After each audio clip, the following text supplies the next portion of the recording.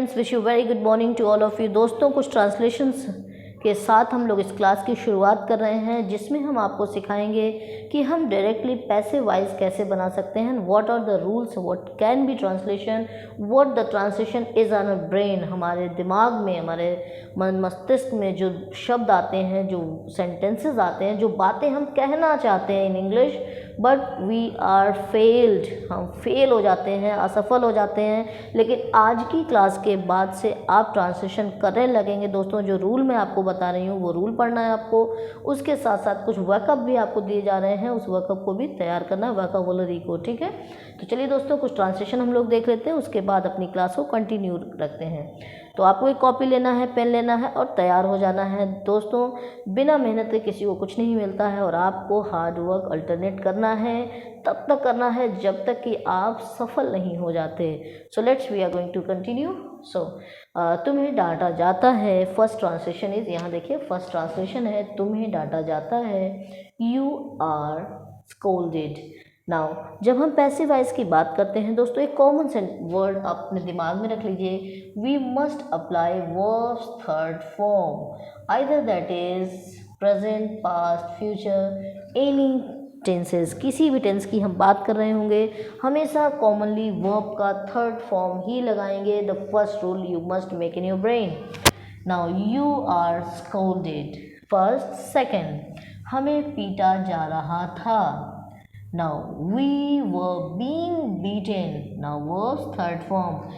दोस्तों, मैं आपको एक एक वर्ड को, एक एक चीज़ों को क्लियर करूँगी, और क्यों आपको ये एग्जाम्पल से चीज़ें पढ़ाई जा रही हैं आपको क्लियर होगा। अभी कुछ ही देर में आपके दिमाग में जो क्वेश्चन आ रहा है, भाई रूल तो पढ़ाया नहीं गया और शुरू हो गए पढ़ाना, तो ऐसा नहीं है। आपको रूल ही समझाने के लिए, एक छोटा सा कॉन्सेप्ट दिमाग में देने के लिए आपको बताया जा रहा है। तो चलिए फिर हम आगे देखते हैं। हमें पीटा जा रहा था। We were being beaten. Now verbs third form, here verbs third form. मुझे एक किताब दी जाएगी। Now, I'll be given a book. So given is a verb's third form. इस पुरस्कार के लिए केवल एक आदमी चुना जाता है। Now, only one person is selected for this prize. Now, selected is a verb's third form. मुझे आपके बारे में बताया गया है। I have been told about you. Told is also a verb's third form. Now, Bharat को शांतिप्रिय देश के रूप में माना जाता है। India is known. Now, this is a third form. India is known as a peaceful nation. क्या उसे भेजा गया? Were he sent? Now, this is also verb's third form. आपके लिए स्पेशल खाना बनाया जा रहा है। A special food is being prepared. Now, this is also verb's third form. For you, a special food is being prepared for you. उनके साथ बुरा बर्ताव किया गया। Now, they were treated badly. Now, this is also verb's third form. So dear friends, a very first rule is this. सबसे पहला rule अगर हम बात करें तो चाहे either that is the present indefinite, that is past continuous, or future indefinite, or maybe the perfect, present perfect, past perfect, whatever the translations are there, tenses are there, commonly we are using verbs third form. Am I right? So you can see that in present indefinite this is now the verb's third form, past continuous verb's third form, now future indefinite verb's third form. Let's you see that in any translations, किसी भी translation में जब हम बात करेंगे दोस्तों, तो हमेशा हम ये देखते हैं कि अगर हम एक्टिव से पैसिव की बात कर रहे हैं तो हमेशा हमें वर्ब का थर्ड फॉर्म ही इस्तेमाल करना है। Is that clear? Now second point is, दूसरा पॉइंट है एक्टिव से पैसिव समझने के लिए हमारे लिए, कि जब भी कभी भी कोई भी एक्शन होता है, एनी एक्शन इज देयर, कोई भी वाक्य में एक्शन है, कोई भी सेंटेंस हमारे दिमाग में आता है, उस वक्त हमें क्या करना होता है, at to the point what we have to see, the action is done by somebody, किसी दूसरे के द्वारा एक्शन कराया जा रहा, किया जा रहा है। In the sentence we just see object is in a preference, object को प्रेफरेंस दिया जा रहा है, ऑब्जेक्ट को पहले ट्रांसलेट किया जा रहा है जब हम एक्टिव से पैसिव बनाते हैं। एक्शन किसी के द्वारा हो रहा है, इस चीज़ की बात की जाती है। In some sentences you will just get agent by, कुछ वाक्यों में हम एजेंट बाई के बाद सब्जेक्ट को देखते हैं, और कुछ ऐसे वाक्य भी होते हैं जहां पर हम एजेंट बाई की बात करते ही नहीं हैं और ट्रांसलेशन डन कर लेते हैं। किस तरह से करते हैं, यहाँ कुछ एग्जाम्पल मैंने आपको दिए हैं, उसी को समझाने की आपकी कोशिश हो रही है। देखिए, तुम्हें डांटा जाता है, मतलब डांटने का कार्य कोई आपको करता है, मतलब there is an action of scolding, डांटने का जो कार्य हो रहा है वो किसी के द्वारा किया जा रहा है। So now you are scolded, अब बाय हुम, किसके द्वारा, दैट इज एब्सेंट, क्योंकि हमारे यहाँ जो ट्रांसलेशन आया उसमें कहीं भी एक्शन करने वाले की चर्चा नहीं की जा रही है, इसलिए यहाँ पर बाय नहीं लग रहा है। So what we are going to make it, हम सबसे पहले ऑब्जेक्ट की बात कर रहे हैं, फिर हेल्पिंग वर्ब की बात करें। दोस्तों अभी क्लियर करेंगे हम आपको कि ये हेल्पिंग वर्ब्स भाई प्रेजेंट इंडेफिनिट मिज़ारम की तो बात करते नहीं हैं, लेकिन क्यों यहाँ पर हो रहा है इसको भी क्लियर करेंगे। पॉइंट 1 हमने क्लियर किया आपको कि जब भी कभी भी किसी भी तरह के टेंस की बात करेंगे एक्टिव से पैसिव में, तो हमेशा हम वर्ब्स के थर्ड की फॉर्म की बात करते हैं, लेकिन जब हम इसको ट्रांसलेट करते हैं तो हमारा सब्जेक्ट जो होता है वो एक्शन उसके द्वारा कराया जा रहा है, इसकी बात जरूर प्रस्तुत की जाती है। तो यहाँ पे कहीं भी किसी सेंटेंस में बाय और सब्जेक्ट की बात नहीं की जा रही, क्यों, क्योंकि यहाँ पर सब्जेक्ट एब्सेंट है। जैसे यहाँ एक एग्जाम्पल है, तुम्हें डांटा जाता है, तो किसके द्वारा डांटा जाता है, दैट इज नॉट क्लियर, वो नहीं क्लियर किया गया इस सेंटेंस में, इसलिए यहाँ एजेंट बाय की बात हम नहीं कर रहे हैं। अगर ये कहा जाता कि पिताजी के द्वारा या तुम्हें पिताजी के द्वारा डांटा जाता है, तो हम कहते you are scolded by the father. Okay, so like this we can make translation. लेकिन हम यहाँ देख रहे हैं कि तुम्हें मतलब ऑब्जेक्ट हमारा जो है उसे हम सब्जेक्ट बना रहे हैं। दूसरा, हमें पीटा जा रहा था, मतलब हमें पीटा जा रहा था, कोई व्यक्ति है जिसके द्वारा हमें पीटा जा रहा था। So now the subject is absent, यहाँ सेंटेंस में सब्जेक्ट क्या है, नहीं शो किया गया है। तो हमने क्या किया, जो हमारा ऑब्जेक्ट था उसे फर्स्ट पर लेकर आए, क्योंकि एक्टिव से पैसिव बनाते समय दोस्तों इसके पहले के भी क्लासेस में मैंने आपको पढ़ाया है, बताया है कि जब भी हम एक्टिव से पैसिव बनाते हैं तो हमेशा हम ऑब्जेक्ट को पहले करते हैं, फिर हम हेल्पिंग वर्ब की बात करते हैं, वर्ब थर्ड की बात करते हैं, उसी के जस्ट बाद हम बाय और सब्जेक्ट की बात करते हैं दोस्तों। तो इसी रूल पर ये पूरे ट्रांसलेशंस किए गए हैं। जैसे वी आर बीइंग बीटेन, ठीक है, now this is an object, helping verb like this. मुझे एक किताब दी जाएगी, नाउ दिस वन दी जाएगी, किसे दी जाएगी, मुझे दी जाएगी, मतलब ये आपका ऑब्जेक्ट है। Now helping verb, now verb third and other word will be here. Subject की बात यहाँ पे, अब भाई मुझे एक किताब दी जाएगी, किसके द्वारा दी जाएगी, दैट इज़ नॉट शोन, इसको शो नहीं किया गया है इसमें, that's why we are not going to make it shown again. Means जब सेंटेंस में है ही नहीं तो हम अपने से तो सेंटेंस में क्रिएट नहीं कर सकते।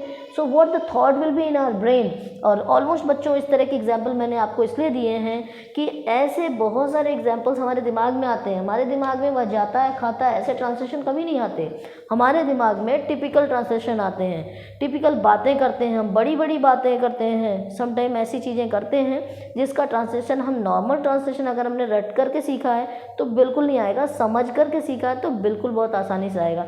तो आई होप कि आप एक स्क्रीनशॉट भी ले सकते हैं। आपको दो कॉन्सेप्ट यहाँ क्लियर किया गया। पहला कि किसी भी तरह के एक्टिव से पैसिव बनाते समय, चाहे वो प्रेजेंट इंडेफिनिट है, चाहे पास्ट इंडेफिनिट है, फ्यूचर इंडेफिनिट, इवन देन की कॉन्टिन्यूअस है, प्रेजेंट पास्ट फ्यूचर किसी का, इवन देन की परफेक्ट है, प्रेजेंट पास्ट फ्यूचर का किसी का भी, तो simply we must not means change means verb first और s form, ING form, no, हमें सिर्फ और सिर्फ वर्ब थर्ड की ही बात करनी है। दूसरा, उस वाक्य में जो भी ऑब्जेक्ट होगा वही सब्जेक्ट की जगह पर लगाया जाता है तो ऑब्जेक्ट हमारा एज अ सब्जेक्ट वहाँ इस्तेमाल किया जाता है। 2 पॉइंट मैंने इन एग्जाम्पल से आपको क्लियर किए। साथ ही दोस्तों आपको ये होमवर्क भी दिया जा रहा है कि उनके साथ बुरा बर्ताव किया गया, ठीक है, ऐसा ट्रांसलेशन है। तो आप ऐसे ही सब्जेक्ट ऑब्जेक्ट को चेंज करके ट्रांसलेशन आप कई बार चेंज कर सकते हैं। तो चलिए कैसे ट्रांसलेशन होते हैं थोड़ा सा हम लोग इस पर भी फोकस करते हैं। दोस्तों जब भी हम कभी भी हम एक्टिव से पैसिव की बात करते हैं तो कुछ रूल्स तो हमारे सामने आ ही जाते हैं कि हम किस तरह से ट्रांसलेशन करेंगे, और कुछ रूल्स जो है कि हमें थोड़ा सा दिमाग खर्च करना होता है, समझना होता है कि अगर मैंने ये रूल बता दिया कि exactly you have to translate in this way, इस तरह से आपको ट्रांसलेट करना है, तो आपने रटना नहीं है, चीज़ों को समझना ज़्यादा है। देखिए जब भी हम कभी एक्टिव की बात करते हैं, मतलब टेंसेस की बात करते हैं, सिंपल सा है, एक्टिव अगर आपको समझ में कम आता है तो आपको क्या करना है कि आप टेंस को समझते हैं। टेंस अगर आपको आता है बच्चों तो आसानी से आप कर लेते हैं। अगर टेंस नहीं भी आता है, if I talk about the commentaries, अगर हम कमेंट्रीज़ की बात करें तो वहाँ हम वॉइस सीख करके अच्छी कमेंट्री कर लेते हैं। हम डायरेक्टली जो है कि वॉइस को सीख सकते हैं, बस हमें वैकअप आना चाहिए, मतलब वर्ड पार आना चाहिए। साथ ही जो है कि हमारे पास अच्छे से एक्टिव से पैसिव बनाने वाले ट्रांसलेशन के लिए हमें रूल आना चाहिए। तो चलिए एक्टिव हम पहले देख लेते हैं, क्योंकि कई सारे स्टूडेंट हैं जो टेंस को टेंशन की तरह देखते हैं, और टेंस अगर आता है उनको तो उनको लगता है that is very comfortable. Okay, so means हम टेंस के आधार पर या एक्टिव वॉइस की हम बात कर रहे होते हैं तो उसमें हमेशा हम सब्जेक्ट लगाते हैं, वर्ब यस सॉरी कहीं इंडेफिनिट है, कहीं कॉन्टिन्यूअस है, तो उसमें चेंजेस भी आते हैं। सो वर्ब की बात करते हैं, ऑब्जेक्ट की बात करते हैं, और other word means complementary word की बात करते हैं। इसके पहले भी कई वीडियोस में हमने आपको बताया है दोस्तों कि हम किस तरह ट्रांसलेशन करें। देखिए जब हम पैसिव बनाते हैं तो हम ये रूल फॉलो करते हैं, ठीक है। हम क्या करते हैं कि ऑब्जेक्ट को सब्जेक्ट की जगह पर रखते हैं, लाइक दिस। यहाँ देखिए ऑब्जेक्ट हमारा सबसे पहले रखा गया है, यहाँ भी आप देख सकते हैं। कुछ एग्जांपल्स आपको यहाँ इसीलिए मैंने पहले ही दे दिए कि आपको कहीं कोई दिक्कत ना आए। नाउ सेकेंड, हम यहाँ पर वर्ब की बात करते हैं। कुछ हमारे टेंसेस होते हैं जिसमें हेल्पिंग वर्ब की बात करते हैं, अल्टरनेट कई चीज़ों की बात। लेकिन यहाँ पे आपको क्या करना है, सिंपल सा है, कोई भी टेंस होगा हमेशा हेल्पिंग वर्ब कॉमनली लेकर के आएगा। जब हम बात करते हैं पैसिव वॉइस की, किसकी बात करते हैं, हम पैसिव वॉइस की बात करते हैं, तो उसमें हमेशा हमारा हेल्पिंग वर्ब आएगा ही आएगा, that is common. Now next one is there, हम क्या करेंगे कि उसके जस्ट बाद हम वर्ब की बात करते हैं। और यहाँ देखिए कभी एस फॉर्म है, कभी सेकंड फॉर्म है, कभी आईएनजी फॉर्म है, कभी थर्ड फॉर्म है। लेकिन यहाँ कॉमनली आपको अब तक दिमाग में बैठ चुका होगा कि वर्ब का हमेशा हमें क्या लगाना है, थर्ड फॉर्म लगाना है। देन आफ्टर हमें जो सब्जेक्ट है हमारा उसको एजेंट बनाना है। एजेंट के लिए हमें बाई लगा करके और सब्जेक्ट लगा देना है। कुछ ऐसे वाक्य होते हैं दोस्तों बातचीत के दौरान जहां हम सब्जेक्ट को शो नहीं करते हैं, इसीलिए मैंने कुछ एग्जांपल आपको दिए। और कुछ ऐसे वाक्य भी होंगे जहां हम सब्जेक्ट को शो करते हैं। जैसे अगर हम एक्टिव वॉइस की बात कर रहे होते हैं दोस्तों, तो एक ट्रांसलेशन हम लोग ले सकते हैं, वह पुस्तक पढ़ता है, ठीक है। एक ट्रांसलेशन हुआ, वह पुस्तक पढ़ता है। अगर हम इसे प्रेजेंट इंडेफिनिट में ट्रांसलेट कर रहे होते हैं तो हम रूल यूज़ करते हैं सब्जेक्ट वर्ब यस या ईएस, ऑब्जेक्ट अदर वर्ड। इसके पहले कई वीडियोस में हम लोग बात कर चुके हैं प्रेजेंट इंडेफिनिट को कैसे ट्रांसलेट करेंगे। आपने अगर अभी तक वो चीज़ नहीं देखी है तो एक बार विजिट करें और देखें और समझें। हम इसी आधार पर इसको ट्रांसलेट कर रहे हैं दोस्तों। ये सिंगुलर नंबर है हमारा, तो ही रीड्स अ बुक, ठीक है। हमने जो है कि कह दिया he reads a book, clear. अब देखिए इसको हमें पैसिव बनाना है, तो सबसे पहले अगर हमें एक्टिव में सब्जेक्ट वर्ब ऑब्जेक्ट का कंसेप्ट क्लियर है, that will be easy to do. So अब देखिए यहाँ हमें क्या करना है, ऑब्जेक्ट को सब्जेक्ट बनाना है, सब्जेक्ट को ऑब्जेक्ट बना देना है। बहुत ही सिंपल है, वर्ब का थर्ड फॉर्म यूज़ करना है। सो दोस्तों यहाँ हमें क्या करना है, ऑब्जेक्ट लेके आना है अ बुक, ठीक है। फिर हमें ये जानना है कि प्रेजेंट इंडेफिनिट में, चूँकि मैंने अभी कहा आपसे कि जब हम पैसिव वॉइस बनाते हैं तो हमेशा हेल्पिंग वर्ब आती है, तो प्रेजेंट इंडेफिनिट में helping verb we was been being के रूल के हिसाब से लगती है। सो दिस इज़ व्हाट कि हम इज आर एम का यूज़ करते हैं। तो अ बुक एक सिंगुलर नंबर, अभी मैं चार्ट के माध्यम से आपको बताऊँगी कि कैसे हम इसको करते हैं दोस्तों। तो अ book is now verb third form read read read, जिसको हम लोग कहते हैं रीड रेड रेड, ठीक है। चलिए, स्पेलिंग में कोई चेंज नहीं होता है दोस्तों। आपकी समझ के लिए मैंने आपको रीड उसको साउंड किया है। A book is read by, अब यहाँ सब्जेक्ट है इसलिए यहाँ बाय लगा कर हम उसको प्रेजेंट कर रहे हैं। ही का ऑब्जेक्टिव केस हो जाता है हिम। दोस्तों सब्जेक्ट को ऑब्जेक्ट, ऑब्जेक्ट को सब्जेक्ट बनाया गया, तो जो सब्जेक्टिव केस है वो ऑब्जेक्टिव केस में जब चेंज होगा, चूँकि ऑब्जेक्ट की जगह पर आ रहा है, तो हम उसका ऑब्जेक्टिव केस ही चेंज करते हैं। तो इसके लिए एक चार्ट अगर आप अपने दिमाग में रख लें तो बहुत ही आसान होगा। चलिए उस चार्ट की हम लोग बात करते हैं। जब भी कभी हम एक्टिव से पैसे बनाते हैं दोस्तों, तो उसमें ये ट्रांसलेशन हमारे लिए बहुत ही ज़रूरी हो जाते हैं कि किस तरह से हम ट्रांसलेशन करेंगे और किस तरह से हम चीज़ों को दिमाग में बैठाएंगे।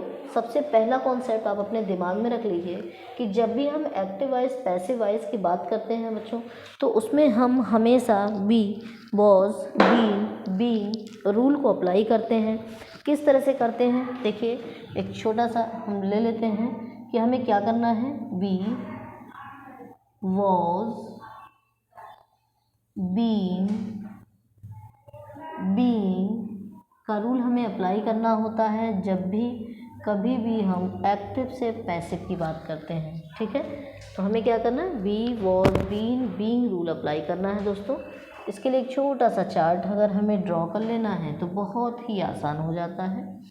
इस चार्ट में हमें इसको हम 3 पार्ट्स में बांट लें, क्योंकि हमें 3 ट्रांसलेशन प्रेजेंट, पास्ट, फ्यूचर की बात करनी है। फिर इसके पार्ट जो होते हैं 4 होते हैं, indefinite, continuous, perfect, perfect continuous. ठीक है, तो हम यहाँ पर जो है कि देखिए प्रेजेंट हमने लिख दिया, ये पास्ट हो गया हमारा, ये हो गया हमारा फ्यूचर। ठीक है, यहाँ पर हम देख रहे हैं कि इसके हेल्पिंग वर्ब को हमें क्लियर करना है दोस्तों। ये आपका इंडेफिनिट है, तो present indefinite, past indefinite, future indefinite. ये आपका कॉन्टिन्यूअस है, नेक्स्ट परफेक्ट है, एंड नाउ परफेक्ट कॉन्टिन्यूअस। दोस्तों बहुत ही आसान है इसको समझना, अगर सिर्फ एक बार आपने दिमाग में बैठा ले तो आपके लिए बहुत आसान होगा। नाउ प्रेजेंट इंडेफिनिट की जब हम बात करते हैं इसमें बी का रूल इज, आर, एम लगता है, वर्ब थर्ड की बात हम करते हैं। ठीक है, उसके बाद देखिए हम जब पास्ट की बात करते हैं तो इसमें पास्ट का बी का रूल वॉज होता है, सो हमें वॉज वर्ब की बात करनी होती है। ठीक, और वर्ब का थर्ड फॉर्म लगाते हैं। दोस्तों 2 ही चीज़ मुझे आज आपको क्लियर करनी है कि हेल्पिंग वर्ब्स क्या होती हैं इसकी, और वर्ब का थर्ड फॉर्म कॉमनली इसमें यूज़ होता है। नेक्स्ट फ्यूचर की हम बात करते हैं तो इसमें बी का रूल हम लोग लगाते हैं, विल बी, शैल बी का हम यूज़ करते हैं। जैसे हमने एग्जाम्पल की बात की थी इसके पहले, तो उसमें आपने देखा था आई विल बी लिखा हुआ था, तो और वर्ब थर्ड फॉर्म की बात की गई थी। फिर हम कॉन्टिन्यूअस में जानते हैं दोस्तों कि हमेशा आईएनजी लगता है, लेकिन जब हम पैसिव वॉइस की बात करते हैं दोस्तों तो उसमें हमेशा कॉमनली वर्ब थर्ड की बात की जाती है, और उस वर्ब थर्ड फॉर्म बनाने के लिए हमें बीइंग रूल का अप्लाई यूज़ करना होता है। तो जो हेल्पिंग वर्ब्स पहले से इसके निर्धारित है वो तो रहती है, उसके साथ हम बीइंग का इस्तेमाल करते हैं, और उन ट्रांसलेशंस में बिल्कुल भी बीइंग का इस्तेमाल नहीं करते हैं जहाँ ऑलरेडी बी का यूज़ किया गया है। कहाँ पर नहीं करते हैं हम आपको बताते हैं। कॉन्टिन्यूअस, प्रेजेंट कॉन्टिन्यूअस की बात करते हैं तो उसमें अगर हम एक्टिव में देखें तो इज, आर, एम का यूज़ करते हैं। चूँकि इसमें वर्ब में आईएनजी लगता है इसलिए हम यहाँ पर बीइंग की बात करेंगे, is being, are being, am being, और फिर हम वर्ब का थर्ड फॉर्म लगाएंगे। यही बीइंग आप नहीं लगाओगे और यहाँ पर तब आईएनजी कभी भी नहीं हट सकता। तो हमें बी, वॉज, बीइंग के रूल को यूज़ करके ट्रांसलेशन करना है। अब आपके दिमाग में एक ट्रांसलेशन मैंने दिया था आपको, वी वर बीइंग, वहाँ ट्रांसलेशन था, आप पीछे तो देख सकते हैं, वी वर बीइंग। तो वर बीइंग क्यों लगा हुआ था, क्योंकि ये हमारा पास्ट कॉन्टिन्यूअस था और आईएनजी हमें हटानी थी, तो हम क्या करेंगे, वर बीइंग की बात करते हैं, वी वर बीइंग। ठीक है, अगर ये प्रेजेंट कॉन्टिन्यूअस होता तो is being, are being, am being की बात हम किए होते। नाउ फ्यूचर की बात करेंगे दोस्तों, फ्यूचर हमेशा नो चेंज होता है, हम इसको चेंज नहीं करते हैं। क्यों नहीं करते हैं, क्योंकि जब कभी भी हम इसको चेंज करने की बात करेंगे तो हम सिंपली एक्टिव वॉइस में क्या करते हैं, इसकी हम हेल्पिंग वर्ब जानते हैं ऑलरेडी, विल बी और शैल बी होती है इसकी हेल्पिंग वर्ब दोस्तों।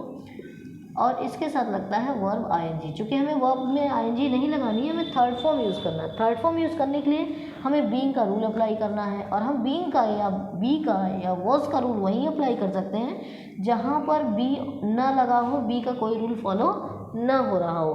क्योंकि इसमें already helping verb will be shall be होती है, इस वजह से नो चेंज हम इसको कहेंगे। कहीं भी इसका ट्रांसलेशन हो तो बिल्कुल आप चेंज नहीं करेंगे। नेक्स्ट, रिटन इंग्लिश में वो गलत हो जाता है, इस वजह से आपको ऐसी कोई भी गलती नहीं करनी जिससे आपका एक नंबर भी गलत हो। तो फिर हम परफेक्ट की बात कर रहे हैं, प्रेजेंट परफेक्ट में हम आ रहे हैं दोस्तों। तो कॉमनली हम लोग जानते हैं हैज़ और हैव इसका एक्टिव वॉइस में हेल्पिंग वर्ब होती है, लेकिन हमें चूँकि इसको पैसिव बनाना है तो हमें बीन लगाना है, ठीक है। और ऑलरेडी इसमें हम वर्ब थर्ड फॉर्म यूज़ ही करते हैं और इसमें हमें वर्ब थर्ड फॉर्म यूज़ करनी है। नाउ हैड की बात करेंगे, फिर हम पास्ट परफेक्ट की बात करते हैं। तो कॉमनली अब आप बिल्कुल आप समझ गए कि किस तरह से इसका इस्तेमाल करना है। अब हम आते हैं फ्यूचर में। तो फ्यूचर में will have, shall have plus हम बीन की बात करते हैं दोस्तों, और वर्ब थर्ड की बात करते हैं। नेक्स्ट, हम परफेक्ट की बात कर रहे हैं दोस्तों। अगर हम एक्टिव वॉइस की बात करें तो इसमें हम लोग हेल्पिंग वर्ब पहले से ही देखते हैं, हैज़, हैव और बीन लगा हुआ होता है। तो पहले से यहाँ बीन लगा हुआ है, इसका मतलब है कि ये रूल है, हमारे रूल को ये फॉलो नहीं करेगा। तो सिंपल सी बात है कि present perfect continuous, past perfect continuous, future perfect continuous को हम चेंज कभी नहीं करेंगे, तो हम इसको नो चेंज करते हैं। और आप बिल्कुल भी ऐसी गलती नहीं करेंगे कि आप चेंज कहीं गलती से कर दें। जब भी कभी भी ऑलरेडी इसमें रूल अप्लाई हो तो बिल्कुल भी उसको नहीं चेंज करते हैं, एज इट इज़ उसको हम छोड़ देते हैं। तो आपको अब समझ में आया होगा कि जो ट्रांसलेशन थे उसमें दो कॉन्सेप्ट आज मुझे आपको क्लियर करना था दोस्तों, कि जब भी हम एक्टिव से पैसिव की बात करते हैं तो हमेशा be, was, been, being rule की अप्लाई करने की बात करते हैं, जो कि हेल्पिंग वर्ब को फॉलो करता है। जैसे कि प्रेजेंट इंडेफिनिट में आपने देखा इज, आर, एम और साथ में वर्ब का थर्ड फॉर्म लगा। चूँकि थर्ड फॉर्म कॉमन होता है, किसी के द्वारा एक्शन कराने के लिए हम थर्ड फॉर्म का ही इस्तेमाल करते हैं। तो दोस्तों आज की क्लास आपको कैसी लगी हमें कमेंट के माध्यम से ज़रूर बताइए, और ज़्यादा से ज़्यादा बच्चों को हमारे साथ जोड़िए, जिससे हमारा जो एजुकेशन इम्प्रूव होना है वो जल्दी से और आसानी से हर घर तक हमारी स्पोकन इंग्लिश की क्लासेस पहुँचें। देखिए बच्चों, हम लोग घर बैठ करके आसानी से चीज़ों को सीख सकते हैं, लेकिन हम सीखना चाहें, हम एक डिसीजन ले लें कि now I must learn this, then nothing is tough for you to learn. कुछ भी कठिन नहीं है आपको सीखने के लिए। So thank you so much. आज के लिए इतना ही। Bye bye and take care.